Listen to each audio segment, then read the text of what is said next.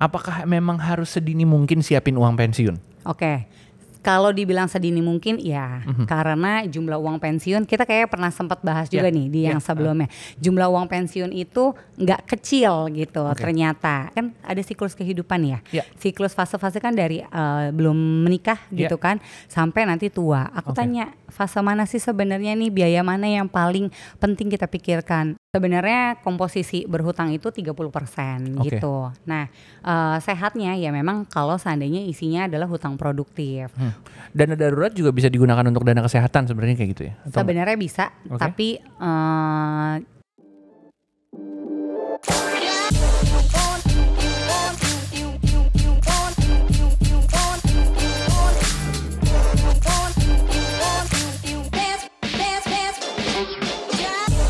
Selamat datang kembali di Bicara Uang. Bersama saya Reza Al-Kadri di sini udah siap untuk nemenin sahabat Mira Asset dimanapun kamu berada.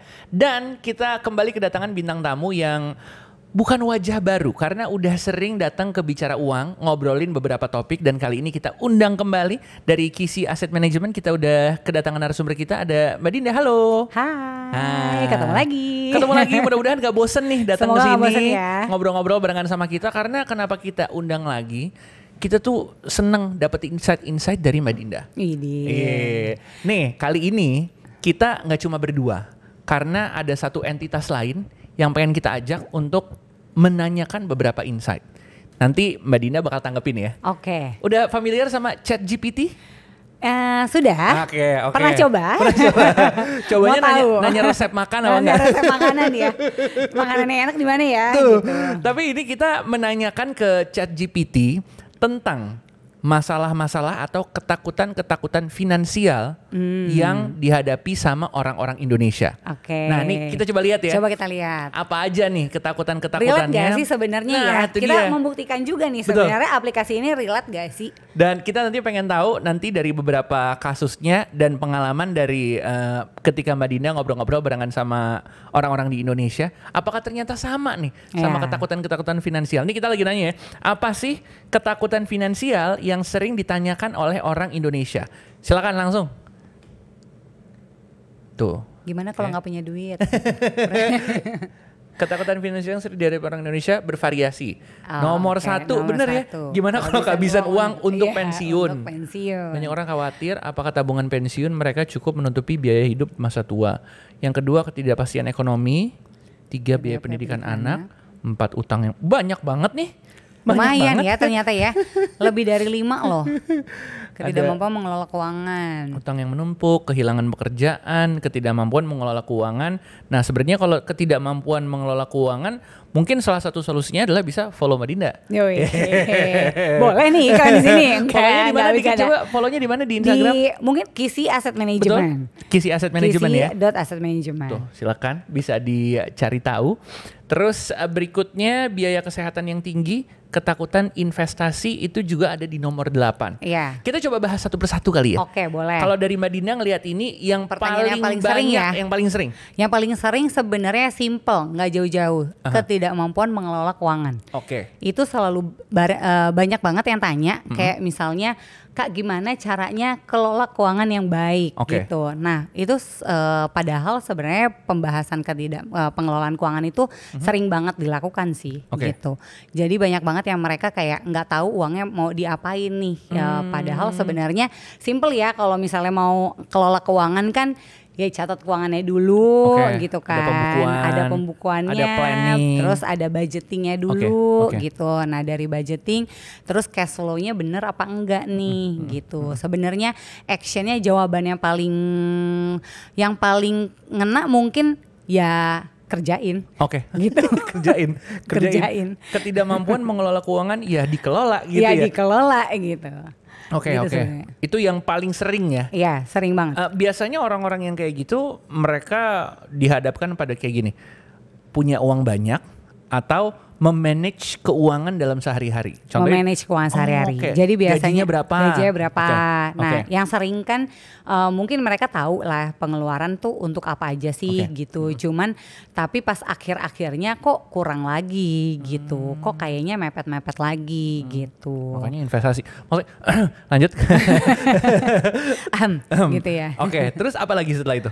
Yang kedua mungkin lebih ke pendidikan anak ya. Biaya pendidikan. Ya, karena biasanya yang konsultasi keuangan itu atau yang banyak curhat itu biasanya lebih sering cewek kali ya. Oke. Gitu. Jadi emang mereka lebih khawatir misalnya gimana nih pendidikan anak secara secara data kan memang minimum 10% peningkatannya Oke. gitu. 10% tuh berarti per tahun? Per tahun. Oh. Ya, jadi nggak cuma uang pangkal aja, tapi uang biaya bulanan juga itu meningkat biasanya. Oke. Nah, itu yang sering ditanyain, gimana caranya supaya pendidikan anak ini jadi aman Oke. gitu. Ini aku mungkin nanya dikit ya. Boleh. Kan pendidikan anak tuh luas nih. Mulai dari playgroup, TK, SD, Iya. SMP, SMA sampai kuliah. Iya. Biasanya kalau rata-rata nih ya, yang cerita ke Mbak Dinda itu mereka mengalami masalahnya ketika anaknya ada di jenjang apa? Biasanya anak masih kecil sih. Oh, justru Iya, masih kecil ya? justru masih kecil. Aku pikir mungkin kayak kuliah gitu, dari Enggak, SMA bayar kuliah. karena kalau kuliah kadang-kadang mereka mungkin udah ketahuan ya gitu selama perjalanannya, terus kayak nih ntar kuliah mau gimana gitu. Tapi yang sering lupa ketika memang anak-anaknya ternyata udah harus masuk TK gitu. Jadi kayak umur 3 tahun kan kayaknya masih kecil aja. Iya. Ternyata kan 1 tahun kemudian tuh udah harus nyiapin duitnya gitu, dan melihat kenyataannya harga TK sekarang mahal-mahal sekali. Iya ya. Ya gitu. Jadi emang mereka lebih sering kayak, duh gimana nanti ini TK aja udah mahal, terus nanti SD gimana gitu. Itu sih yang sering ditanyain. Dan apalagi mungkin memiliki anak lebih dari satu ya? Memiliki anak lebih dari satu, Oke. benar. Itu berarti balik lagi bagaimana pengelolaan keuangan lagi. Bagaimana pengelola keuangan? Iya lagi, deg-degan jadinya nih. Ini baru nomor 2 loh. Ini baru nomor 2, betul. Apalagi nih setelah itu? Nih ada ketakutan kehabisan uang, ada utang yang menumpuk, kehilangan pekerjaan. Sebenarnya paling ketidakpastian ekonomi. Oke, ketidakpastian Iya. ekonomi. Ketidakpastian ekonomi lebih kayak ngelihat kondisi ya sekarang ya gitu Oke, ya, oke. kondisi pemerintahan, terus misalnya kok kayaknya apa-apa mahal, Oke. semua serba mahal, inflasi terus naik gitu kan. Walaupun data inflasi kita rendah gitu kan, tapi kan realnya di lapangan kadang-kadang kita ngerasa kayaknya harganya tetap pada mahal nih, naik semua gitu. Kira-kira uang kita cukup apa enggak sih, itu sih yang dikhawatirin. Terus kalau misalnya ada orang yang curhat seperti itu ke Mbak Dinda ya, solusinya biasanya ngasih taunya apa yang singkat aja? Ya kalau misalnya ketidakpastian ekonomi yang pasti keamanan keuangan. Oke. Jadi keamanan keuangan udah harus ada. Kayak contohnya dana darurat Oke. gitu, terus kayak asuransi mereka setidaknya sudah ada dulu nih Oke, gitu supaya kondisinya lebih aman gitu. Itu kita pernah bahas di beberapa episode Iya, yang lalu betul. tuh. Tapi mungkin buat yang baru aja nonton bisa diceritain dikit gak sih soal yang berapa persen buat apa, dana darurat berapa persen? Aha. Jadi kalau misalnya teman-teman kalau misalnya butuh keamanan keuangan itu, dana Oke. darurat itu pokoknya kan saving kita kan minimum 10%, Oke. maksimum boleh di 30%. Sebenarnya nggak ada maksimum ya. Saving kalau mau 90% juga boleh. Iya. Seringnya enggak ya, susah. Seringnya spendingnya yang Iya, 90%. seringnya spendingnya 90%. Aku pun merasakan kok. Sama aku juga. Iya kan gitu. Terus nah dari situ minimal 10% tadi disimpan untuk dana darurat. Kalau memang sebaiknya sih di 6 kali pengeluaran. Oke. Kalau bisa kalau misalnya emang udah punya tanggungan keluarga itu bisa 12 kali. Oke. Tapi ya jangan muluk-muluk lah, 6 kali aja dulu cukup. Seenggaknya bisa bertahan hidup sampai 6 bulan 6 lah bulan ke gitu. depan. Iya. Oke. Dari situ sih Ya berarti balik lagi ya pengelolaan keuangan ya. pengelolaan keuangan. Itu Emang penting ujung-ujungnya ya itu Ya cara itu. mengelola keuangan yang paling pertama. Oke, itu tadi kan yang nomor 2 tuh ya, ketidakpastian ekonomi. Ya. Biaya pendidikan anak udah. Gimana kalau utang yang menumpuk nih, aku pengen tanya. Nah, justru malah utang yang menumpuk ini paling tidak pernah dipertanyakan. Masa? Bukan tidak pernah ya, Oke. tapi Jarang. jarang dipertanyakan. Oke. Karena biasanya malu sih, lebih kayak gengsi ya, Oke. mungkin mengakui kalau dia misalnya punya hutang gitu. Kecuali memang sudah masuk kondisinya misalnya one on one kita ngobrol nih Oke. gitu, konsultasi keuangan. Iya, iya, iya. Tapi kalau seandainya di forum besar bayar gitu, atau misalnya biasanya aku ngasih ngisi-ngisi Seminar atau apa. Nah, nggak ada yang khawatir terhadap hutang yang menumpuk sih gitu. Mereka jarang menanyakan terkait itu. Gitu. Malah mungkin lebih kayak takut ketahuan atau defensif. Biasanya itu perasaan defensif sih gitu. Tapi kalau melihat dari ilmu yang Mbak Dinda punya gitu ya, sebenarnya emang harusnya kita nggak malu kan dengan utang yang banyak? Harusnya nggak malu, ya. Jadi sebenarnya harusnya kalau lagi ngomongin keuangan kayak gini, nggak apa-apa sebenarnya kalau misalnya ternyata utangnya ngerasa banyak. Padahal kan kita bisa tahu ya, solusinya, bisa nyari solusinya nih. Kira-kira dari hutang itu gimana caranya memperkecil hutangnya gitu. Jadi nggak perlu gengsi sih gitu. Cuman kadang-kadang lebih ke apa ya? Kalau lebih ke takut dia mengetahui utangnya dia banyak, terus dia jadi nggak bisa ngapa-ngapain lagi gitu sih. Lebih takut ke perasaan itu sih biasanya yang aku temukan, yang aku baca gitu. Lagian juga ini kan kenapa kita ke ChatGPT karena itu adalah orang-orang yang mungkin ngerasanya lebih baik privat nih. Karena kan orang akses ke ChatGPT kan biasanya dia sendirian tuh. Atau mungkin orang nyari info di sosial media atau ketika dia lagi googling itu kan cuma dengan handphonenya sendiri. Jadi mungkin ketahuan ya dari sini. Anda nggak usah. Tapi kalau ngomongin soal utang yang menumpuk nih, kita ngomongin soal utang lah. Pasti kita semua punya cicilan, kita punya hal-hal yang kita cicil dan yaitu dalam tanda kutip adalah utang. Yang sehatnya dalam kita berhutang itu sebenarnya gimana Mbak Dina? Sebenarnya komposisi berhutang itu 30% gitu. Nah, sehatnya ya memang kalau seandainya isinya adalah hutang produktif. Hutang produktif tuh kayak seperti KPR rumah. Itu termasuk hutang produktif. Tapi kalau cicil mobil, kendaraan itu tidak termasuk hutang produktif. Gitu. Karena kenapa? Nilai asetnya itu menurun. Kalau mobil pertama tapi kalau udah mobil kedua, mobil ketiga itu jatuhnya ke hutang konsumtif gitu.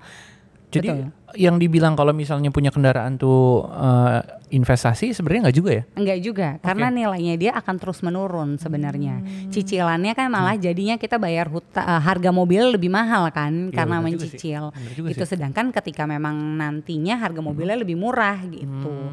Hari pertama aja mungkin dipakai seminggu, kalau mau jual lagi udah turun kan harga mobil itu. Betul. Nah, jadi kondisinya kayak gitu. Makanya kalau sebaiknya emang produktif. Tapi kalau emang mau ada konsumtifnya tuh ya nggak apa-apa deh, sah-sah aja nih.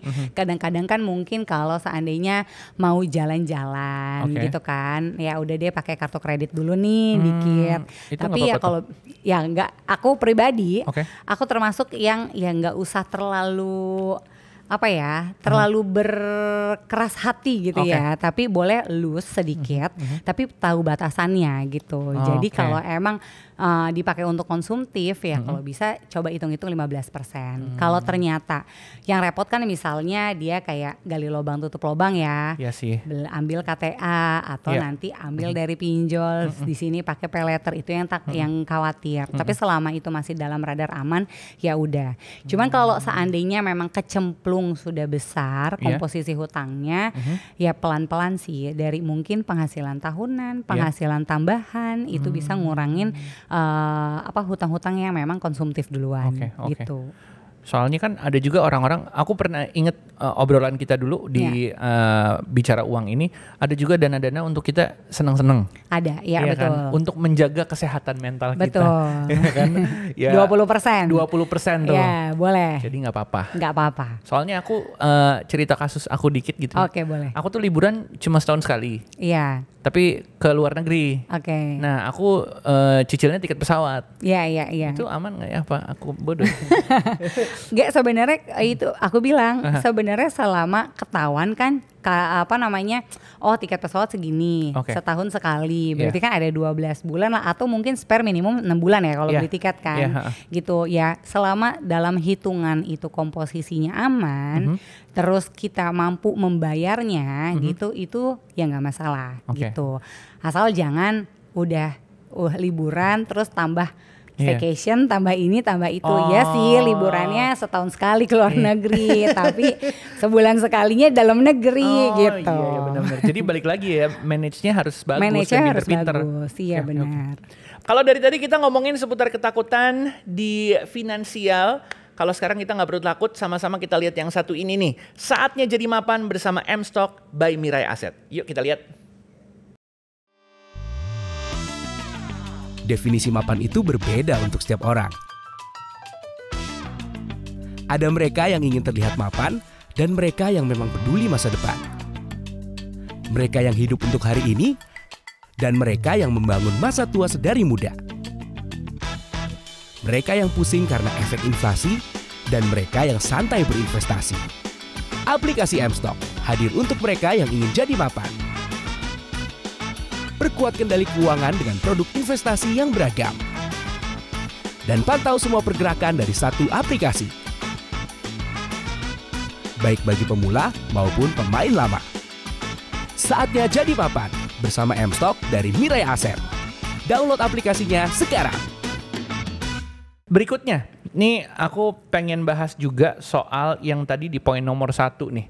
Ketakutan kehabisan uang untuk pensiun. Ya. Ini kan salah satu hal yang ditakutin juga, apalagi untuk orang-orang yang berpikiran jangka panjang. Betul. Sementara mereka punya kebutuhan sehari-hari yang juga banyak. Ya. Apakah memang harus sedini mungkin siapin uang pensiun? Oke. Kalau dibilang sedini mungkin ya, karena jumlah uang pensiun kita kayak pernah sempat bahas juga nih di yang sebelumnya. Jumlah uang pensiun itu nggak kecil gitu ternyata. Dan ternyata misalnya kalau teman-teman pekerja kan ada tuh ya uang kayak dana pensiun atau misalnya BPJS TK. Nah itu nominalnya juga nggak signifikan karena kan yang diambil berapa sih, cuman 2% gitu plus misalnya tambah dari pekerja yang pemberi kerja ya gitu, total kecil banget gitu. Sedangkan nilai investasinya mungkin ya rata-rata 6% dalam setahun gitu. Jadi memang nggak akan cukup sebenarnya, itu satu. Nah cuman yang sering ini sebenarnya nomor 1, ketakutan kehabisan uang untuk pensiun itu biasanya untuk usia rata-rata 45 tahun ke atas. Baru kepikiran. Yang muda-muda itu nggak kepikiran. Nggak kepikiran. Jadi kadang-kadang aku suka tanya nih, kan ada siklus kehidupan ya. Siklus fase-fase kan dari belum menikah gitu kan sampai nanti tua. Aku tanya fase mana sih sebenarnya nih, biaya mana yang paling penting kita pikirkan? Ya mereka lebih kayak pendidikan anak gitu. Terus kayak ya pensiun jarang lah. Punya rumah misalnya gitu. Tapi pas ngomongin pensiun tuh suka nggak kepikiran gitu. Padahal sebenarnya ya itu yang paling juga penting gitu. Iya rata-rata fokusnya masih ke situ ya. Iya karena punya rumah, anak sekolah gitu. Soalnya lebih panjang ya, pensiun itu kan 30 tahun lagi gitu kira-kira ya, 20 sampai 30. Nah itu suka ya udah bablas aja karena biasanya kita itu mikirin jangkanya 5 sampai 10 tahun ke depan biasanya. Biasanya orang-orang mikir masih 20 tahun lagi, 30 tahun lagi, tenang aja. Jadi emang sebenarnya sedini mungkin, seminimal mungkin lah bisa nyicil uang pensiun gitu. Itu soal pensiun ya. Iya. Kita masuk ke yang berikutnya, boleh nih?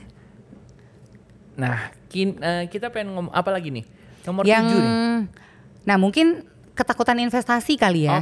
Ketakutan investasi itu sering banget juga sih. Misalnya nanya, pertanyaannya yang paling sering adalah Kak, kira-kira investasi apa yang paling aman, yang paling cocok? Itu sering tuh jadi pertanyaan. Jadi pertanyaan gitu. Kenapa? Karena mungkin mereka dengar-dengar di media sosial kerugian gitu kan, atau mungkin pengalamannya dananya hilang gitu. Nah itu yang biasa sering ditanyakan gitu. Padahal sebenarnya mereka tuh nggak perlu takut sama investasi gitu kan. Sebenarnya padahal mereka tuh kayak mulai belajar dari dana-dana yang emang kecil, terus dari investasi yang paling aman gitu. Nah biasanya mereka lebih kayak makanya kenapa banyak yang beli itu akhirnya larinya kemana, ke emas lagi. Iya. Gitu. Tapi itu hal yang salah atau gimana menurut Mbak Dinda gitu ya? Kurang tepat atau lebih tepat yang mana gitu? Sebenarnya emas oke aja. Tapi juga nggak cocok untuk tujuan-tujuan keuangan yang jangka pendek gitu sebenarnya. Oke. Jadi apalagi misalnya kalau ada yang sukanya mungkin beli perhiasan ya, kan harganya biasanya turun dibandingkan dengan harga emas yang benar-benar beli logam mulia, itu satu. Terus kalau dalam jangka pendek tiba-tiba butuh, kalau jualnya harganya lagi turun itu juga jadi rugi sebenarnya. Terus ketiga adalah biasanya nyimpennya bingung gitu. Nyimpennya kan ya di lemari atau apa, itu riskan lah gitu resikonya. Jadi kalau misalnya ada orang yang nanya nih ke Mbak Dinda, Mbak Dinda aku ada uang segini, kira-kira yang harus kulakukan apa nih untuk investasi? Oke, nah aku biasanya nanya, kira-kira mau ngapain? Oke, contoh kasusnya aku jadi role play. Mbak Dinda aku ada uang nih, nominalnya sekian. Aku pengen investasi tapi bingung investasi kemana. Oke. Nah aku tanya, Mas, aduh aku lupa Reza. namanya, Mas, aku ingatnya Mas Embe nih. Gimana? Nah aku masih nanya kayak Mas Reza tujuannya untuk apa? Oke, Punya uangnya. tujuanku sih sebenarnya ingin dapetin pemasukan tambahan. Tapi kalau misalnya tiba-tiba dana ini dibutuhkan, aku bisa ngambil.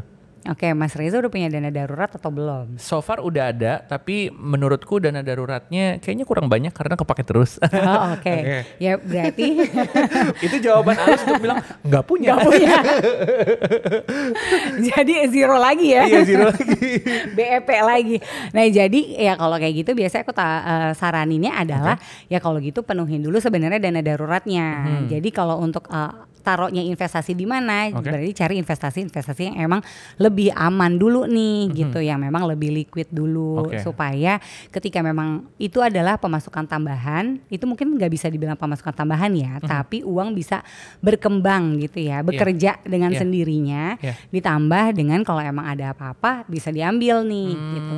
Tapi kalau pemasukan tambahan mungkin sebaiknya mungkin bukan investasi tapi berbisnis gitu kan. Tapi salah nggak kalau misalnya dana darurat, contohnya punya dana darurat segini nih, tapi dana daruratnya dia nggak ngapa-ngapain, kita gunakan untuk investasi.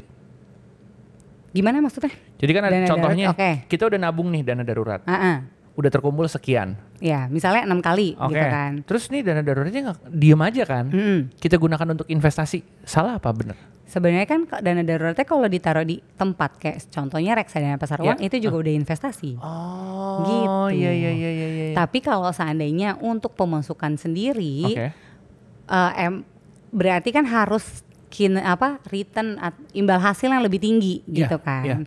Nah, imbal hasil yang lebih tinggi kan berarti yang resiko gitu. Jadi emang nggak cocok sih sebenarnya, kecuali semua kita udah punya tujuan keuangannya, habis itu untuk pemasukan tambahan atau misalnya bikin kos-kosan gitu, atau beli rumah buat disewain. Nah itu mungkin bisa jadi untuk pemasukan tambahan gitu. Jadi baiknya sih emang dipisah ya. Memang dipisah. Dana darurat sendiri dan dana untuk investasi ada sendiri. Sendiri, betul. Ngomongin soal tadi tuh yang soal dana kesehatan. Nah, nomor 7, biaya kesehatan yang tinggi gimana Mbak Dinda? Nah, ini biasanya malah sering dilupakan. Karena mungkin karena sekitar aku pekerja kali ya. Nah, ya karena memang kalau sudah pekerja biasanya dia dapat tanggungan dari kantor. Asuransi biasanya. Betul. Jadi memang merasa ya udah aman aja dan nggak kepikiran bahwa biaya kesehatan itu mungkin mahal, tapi tingginya seberapa nggak tahu gitu. Peningkatannya seberapa persen tuh nggak tahu gitu. Nah seringnya gitu, even kalau misalnya ibu-ibu rumah tangga kan dia dapatnya dari suami ya gitu, jadi juga nggak kepikiran biasanya.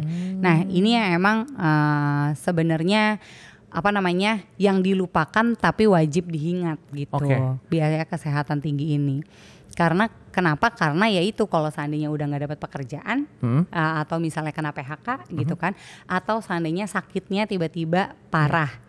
Dan plafon kantor nggak ada, nggak ke cover. Nah itu akhirnya larinya dana darurat kita jadi habis gitu, uang investasi kita jadi habis.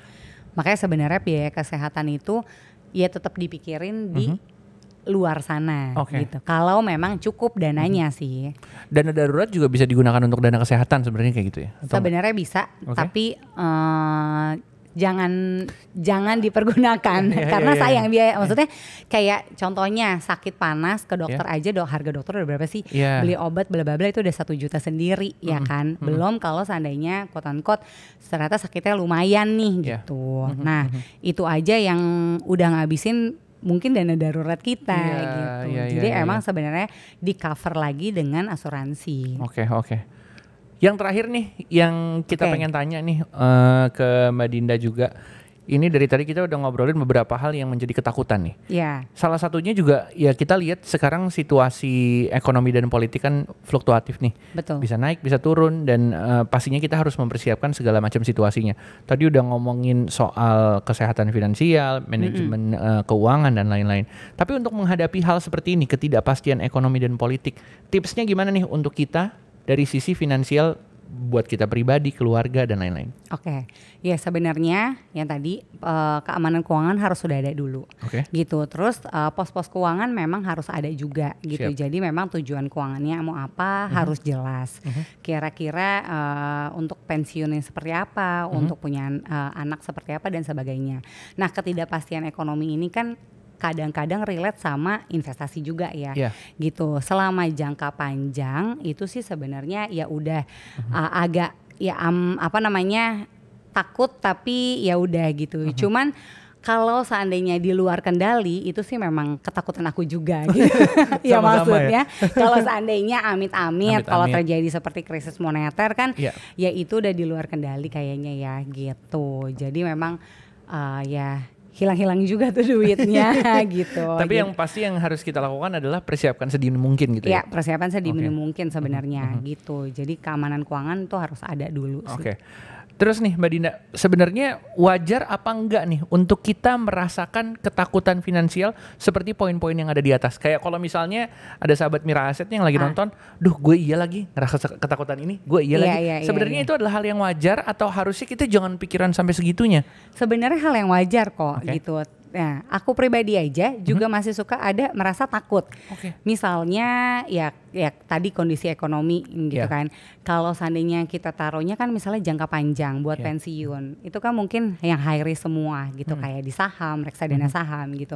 Nah, kalau marketnya jeblos gimana gitu kan, itu jadi ketakutan. Terus misalnya ya tiba-tiba harga dolar meningkat gimana, itu jadi ketakutan. Tapi segala sesuatu yang di luar kontrol kita kan mau gimana ya gitu kan, sudah tidak bisa kita pegang gitu. Tapi yang penting persiapan itu yang penting adalah dilakukan sih gitu step-stepnya. Jadi jangan cuman kayak takut tapi nggak mempersiapkan, nggak ngelakuin apa-apa gitu. Sebenarnya itu sih yang problem. Jangan cuma takut nggak apa-apa, itu kan adalah bentuk alert kita. Betul. Tapi jangan cuma ditakut-takutin aja, tapi lakukan sesuatu. Hanya dalam perasaan aja nih gitu terbuainya. Dipersiapkan juga dong. Iya, jalanin nih gitu. Oke, ada tambahan dikit, mungkin ada tips-tips yang bisa dikasih tahu sedikit-sedikit soal persiapan keuangan dan gimana cara menghadapi ketakutan finansial ini? Nah, sebenarnya gini, mungkin kalau untuk teman-teman gitu ya, yang penting adalah mempersiapkan gaya hidup yang cukup gitu. Kan kayaknya sekarang hashtagnya juga cukup gitu ya kan. Frugal living nggak usah ya, nggak apa-apa juga ya. Nggak apa-apa juga gitu. Jadi pokoknya kalau memang kita ngerasa cukup kan berarti kita siap ketika memang penghasilan kita juga besar gitu, tapi pengeluaran kita cukup. Nah, ketika memang itu ada segala sesuatu yang terjadi gitu, mungkin kita nggak terlalu down sekali kali ya gitu. Jadi persiapkan, nggak ada salahnya mempersiapkan untuk sesuatu yang buruk, yang mudah-mudahan nggak terjadi. Yang mudah-mudahan nggak terjadi. Tapi seenggaknya kalau misalnya terjadi, amit-amit, kita sudah siap. Iya, betul. Siap. Mbak Dinda, makasih banyak. Sama-sama Mas udah Reza. ngobrol-ngobrol barengan sama kita. Lagi. Nanti ada kesempatan ini kita nggak sabar pengen ngobrol-ngobrol lagi sama Mbak Dinda ya. Oke, itu dia sahabat Mira Aset, obrolan kita barengan sama Mbak Dinda dari KC Asset Management, dan sampai ketemu lagi di Bicara Uang berikutnya. Dadah.